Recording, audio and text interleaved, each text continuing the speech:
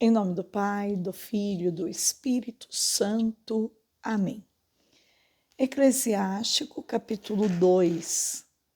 Paciência e confiança em Deus. Meu filho, se entrares para o serviço de Deus, permanece firme na justiça e no temor, e prepara tua alma para a provação. Humilha teu coração, espera com paciência, dá ouvidos e acolhe as palavras de sabedoria. Não te perturbe no tempo da infelicidade. Sofre as demoras de Deus. Dedica-te a Deus, espera com paciência, a fim de que no derradeiro momento de tua vida se enriqueça. Aceita tudo o que te acontecer. Na dor, permanece firme.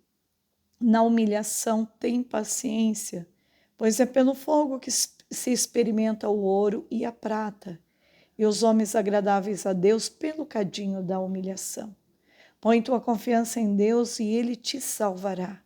Orienta bem o teu caminho, espera nele, conserva o temor dele até na velhice.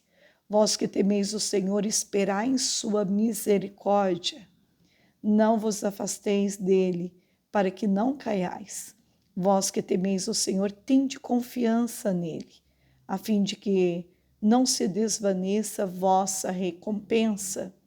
Vós que temeis o Senhor, esperai nele, sua misericórdia vos será fonte de alegria. Vós que temeis o Senhor, amai-o, vossos corações se encherão de luz. Considerai, meus filhos, as gerações humanas. Sabei que nenhum daqueles que confiavam no Senhor foi confundido, pois quem foi abandonado após ter perseverado em seus mandamentos? Quem é aquele cuja oração foi desprezada? Pois Deus é cheio de bondade e de misericórdia. Ele perdoa os pecados no dia da aflição. Ele é o protetor de todos os que verdadeiramente o procuram. Ai do coração fingido, dos lábios perversos, das mãos malfazejas, do pecador que leva na terra uma vida de duplicidade. Ai dos corações tímidos, que não confiam em Deus, e que Deus, por esta razão, não protege. Ai daqueles que perderam a paciência, que saíram do caminho reto e se transviaram nos maus caminhos. Que farão eles quando o Senhor começar o exame? Aqueles que temem o Senhor não são incrédulos à sua palavra, e os que o amam permanecem em sua vereda. Aqueles que temem o Senhor procuram agradar-lhe, aqueles que o amam satisfazem na sua lei. Aqueles que temem o Senhor prepara o coração, santifica suas almas na presença dele. Aqueles que temem o Senhor guardam os seus mandamentos.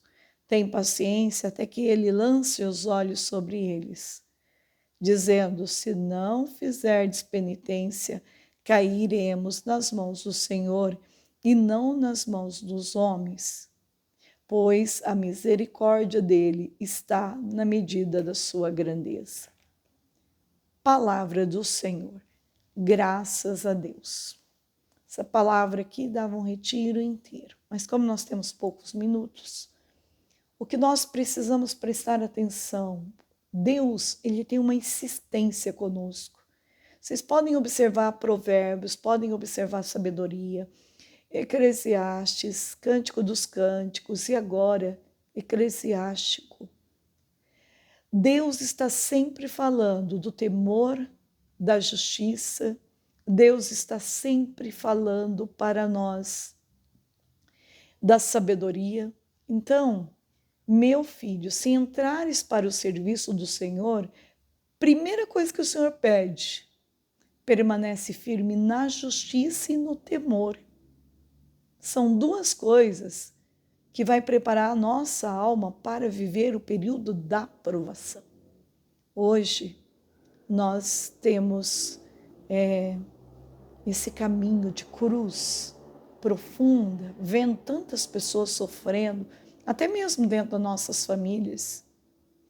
Hoje é o dia que eu estou unida ao Dago, ao coração da Andréia, da Ana Júlia, né? A Maria Eduarda entrou no céu ontem. Ontem foi o dia que eu fiz também aniversário de batismo, dia de São Lourenço. E nós hoje vamos enterrar a Maria Eduarda, dia 11 de agosto, o dia de Santa Clara. E nós, quando vamos meditando esta palavra, estamos fazendo um caminho de conversão, e eu sou a primeira a desejar esta conversão, esta mudança de vida.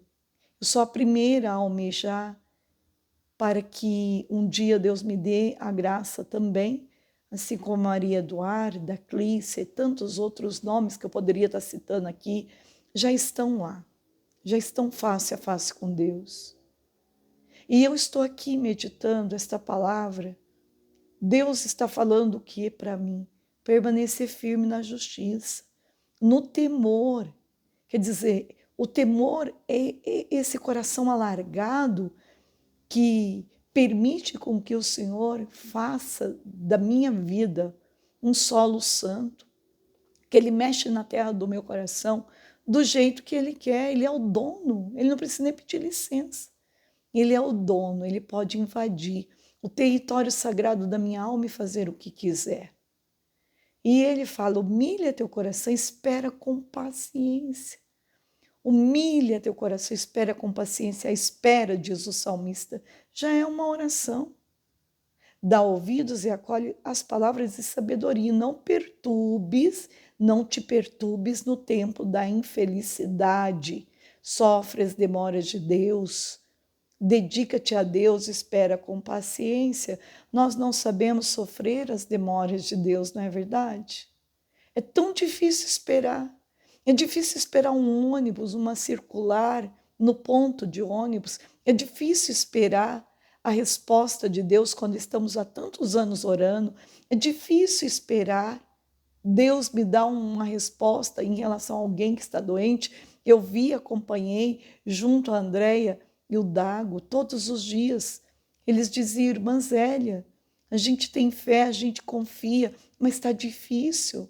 Parece que quanto mais a gente está orando, a Maria Eduarda está ficando pior. Meus amados, é assim mesmo. Na dor, permanece firme. Aceita tudo o que te acontecer. Como é difícil viver esse versículo.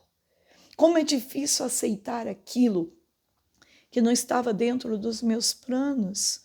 Como é difícil aceitar um caminho, né, como esse, de uma morte de alguém que a gente tanto ama, tanto tem apreço. Não é fácil, mas é pelo fogo que se experimenta o ouro e a prata. E os homens agradáveis a Deus, pelo cadinho da humilhação, põe a tua confiança em Deus e Ele te salvará. Então, todo esse caminho que Deus está pedindo, orienta bem o teu caminho, conserva o temor dEle até na velhice. Então, eu tenho que ir seguindo a vontade de Deus, trilhando os caminhos da vontade de Deus, sem desviar nem para a esquerda e nem para a direita. Então, eu tenho que crescer, e Deus fala que no versículo 14, dói o coração da gente só de ouvir. Ai do coração fingido, dos lábios perversos, das mãos malfazejas. Ai daquele que vive uma vida de duplicidade. Ai dos corações tímidos que não confiam em Deus, daqueles que não têm fé. Ai daqueles que perderam a paciência, que saíram do caminho reto. É uma dor esse ai, a gente diz ai quando dói alguma coisa. É uma dor para o coração do nosso Senhor. E no versículo 22 ele diz assim, se não fizerdes penitência, caireis nas mãos do Senhor. Por isso que hoje nós estamos no segundo dia de jejum de Esther. É fácil? Não. Beber água o dia inteiro, 3 dias. A gente tem vontade, o nosso humano, de comer todas as comidas mais saborosa, mais gostosa da face da terra. Não é fácil, é um prazer a comida.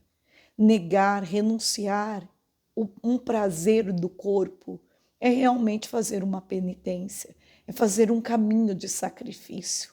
Mas é isso que o Senhor quer de nós, pois a misericórdia dele está na medida de sua grandeza, né?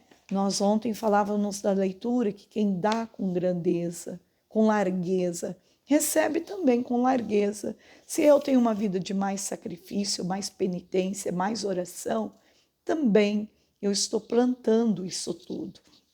E hoje, para a glória de Deus, é o dia de Santa Clara. A leitura hoje está em Deuteronômio 34, de 1 a 12, né? E aí, o Senhor disse: Eis a terra pelo qual jurei a Abraão, Isaque e Jacó, dizendo: Eu a darei à tua descendência. Tu a viste com teus olhos, mas nela não entrarás. E Moisés, servo do Senhor, morreu ali na terra de Moabe, conforme a vontade do Senhor. E ele foi sepultado no vale, na terra de Moabe. Sim, ele, ao morrer, Moisés tinha 120 anos. Sua vista não tinha enfraquecido, nem seu vigor se tinha esmorecido. Veja, aí nós entendemos, um homem que levou o povo para sair da terra do Egito, para entrar na terra prometida, ele não entra na terra prometida. Ele tem que escolher Josué para entrar nesta terra, mas ele entra na terra prometida do céu, e é nesta visão que os nossos olhos têm que fixar. Se eu não posso entrar na terra prometida aqui, se eu não posso entrar nessa terra prometida, dessa terra, eu entrarei na terra prometida da eternidade, que é muito maior. Então, meus amados, a resposta para o salmo hoje: bendito seja o nome do Senhor que me escutou, e é Ele que me dá vida à nossa vida. Veja que lindo esse salmo. E a leitura de hoje está em Mateus 18, do 15 ao 20. Naquele tempo disse Jesus a seus discípulos: se o teu irmão pecar contra ti, vai corrigi-lo, mas em particular, a sós contigo. Se ele ouvir, tu ganharás teu irmão. Se ele não te ouvir, toma contigo mais uma ou duas pessoas, para que toda a questão seja decidida sobre a palavra de duas ou três testemunhas. Se ele não vos der ouvido, diz a igreja. Se nem mesmo a igreja ele ouvir, seja tratado como se fosse um pagão ou um pecador público. Em verdade vos digo, tudo que ligares na terra será ligado no céu, e tudo que desligardes na terra será desligado no céu. Então o Senhor aqui dá uma chave para nós, não só para Pedro, para nós também. Primeiro, precisamos aceitar a correção. A correção, quando ela vem dos irmãos, quando ela vem munida do Espírito Santo, quando ela vem da igreja, ela é um bem para a minha alma. E entender que eu, como batizado, eu posso desligar todas as coisas negativas do mundo, da minha vida, da minha genealogia, e me ligar com as coisas de Deus. Tudo que eu ligar de bom na terra será também ligado no céu. Toda palavra positiva dita aqui na terra será também dito no céu. Hoje, dia de Santa Clara, Clara nasceu por volta do ano de 1193, de uma ilustre família feudal de Assis. Em peregrinação à Terra Santa, sua mãe orava diante da cruz, quando recebeu a certeza que haveria de ter uma filha que iluminaria o mundo. Chamou-a, portanto, Clara. Esse nome parece ser bem a síntese da vida de Santa Clara. Tinha cerca de 18 anos quando foi apresentada a São Francisco de Assis por seu primo Frei Rufino. Entusiasmada pelo tipo da vida do santo das Chagas, procurou segui-lo na medida do possível. Era uma jovem rica, inteligente e extraordinariamente bela. Na primavera de 1211, na cerimônia dos ramos, o bispo, já avisado por São Francisco das intenções de Clara, desceu do altar e lhe entregou um ramo bento. Naquela mesma noite, fugiu de casa e se refugiou na Porciúncula, pequena capela nos Campos de Assis, que servia de residência aos primeiros frades de São Francisco. Este lhe cortou os cabelos e lhe impôs um hábito cruciforme, o cordão e um véu negro. Procedimento estranho de Clara provocou as mais veementes protestos dos pais e parentes que tudo tentaram para tirar a jovem do convento. Clara opôs-lhe a mais firme resistência, mas despistar a busca da família, para despistar a busca da família. Mudou-se de um lugar para o outro, por fim foi para a igrejinha de São Damião, onde surgiu seu primeiro convento, que abrigou as damas pobres, chamada também Clarissas. Pouco depois seguiram nesta vida de austeridade suas irmãs Inês e Beatriz. Enfim, também a mãe de Clara quis terminar seus dias no convento das Clarissas. Em breve tempo formou-se no convento de São Damião, sob a direção espiritual de Clara, numerosa comunidade de virgens, realizando de modo iminente a vida contemplativa do ideal de São Francisco de Assis, dentro do espírito da mais estrita pobreza. Aliás, durante toda a vida, Clara lutara para seguir de perto o tipo de pobreza ideado por Francisco de Assis, que as autoridades eclesiásticas daquele tempo julgavam incompatível com a vida religiosa em clausura. A impressão que a figura nobre e extraordinariamente luminosa de Clara causava nos contemporâneos fica bem retratado na página do primeiro biógrafo de São Francisco, Tomás de Celano, que escreveu quando Clara ainda estava viva. São Damião e a casa bendita e santa, onde teve origem a gloriosa e nobilíssima Ordem das Irmãs Clarissas de Damas Pobres. Nela, a ilustre Clara, oriunda de Assis, qual pedra preciosa serviu de base digníssima a todos que deviam segui-la, porque depois da fundação dos frades, a nobre donzela decidiu se entregar unicamente ao Senhor pelos conselhos de nosso santo. Serviu de exemplo e guia a inumeráveis virgens. Nobre por descendência, foi mais nobre pela graça, virgem na carne e puríssima no coração. Jovem de idade, mas consumada na prudência, na caridade divina, ardorizíssima, amante, rica de conhecimento e mais distinguida na humildade. Numa palavra, clara por nome, mais clara na vida e claríssima nas virtudes. Durante o assédio dos bárbaros saracenos contra a cidade de Assis, prevendo o assalto dos soldados ao convento construído no limite dos muros da cidade, Clara, embora doente, levantou-se e dirigiu-se ao altar do Santíssimo Sacramento. Tomou nas mãos a custódia com a sagrada hóstia e se apresentou aos assaltantes. Apoderou-se de saracenos, um pânico inexplicável. Os que tinham galgado o cimo do muro caíram para trás e outros fugiram às pressas. Clara veio a falecer na idade de 60 anos, no dia 11 de agosto de 1253. Sua fama de santidade foi tão rápida que foi elevada às honras dos altares 2 anos depois da morte. Suas irmãs estão ainda hoje espalhadas aos milhares pelo mundo afora, vivendo o ideal de Clara. Que lindo, né? Que Deus Todo-Poderoso possa nos abençoar, né? Que Deus possa fazer da gente realmente um caminho belíssimo para o céu. Salve, Rainha, Mãe da Misericórdia, vida, doçura, esperança. Nossa salve, a vós bradamos, degredados filhos de Eva, vós suspirando, gemendo, chorando neste vale de lágrimas. E após advogada nossa, esses vossos olhos misericordiosos a nós ouvei.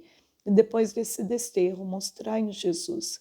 Bendito é o fruto do vosso ventre, ó clemente, ó piedosa, ó doce sempre Virgem Maria. Rogai por nós, Santa Mãe de Deus, para que sejamos dignos das promessas de Cristo. Amém. Em nome do Pai, do Filho e do Espírito Santo. Amém.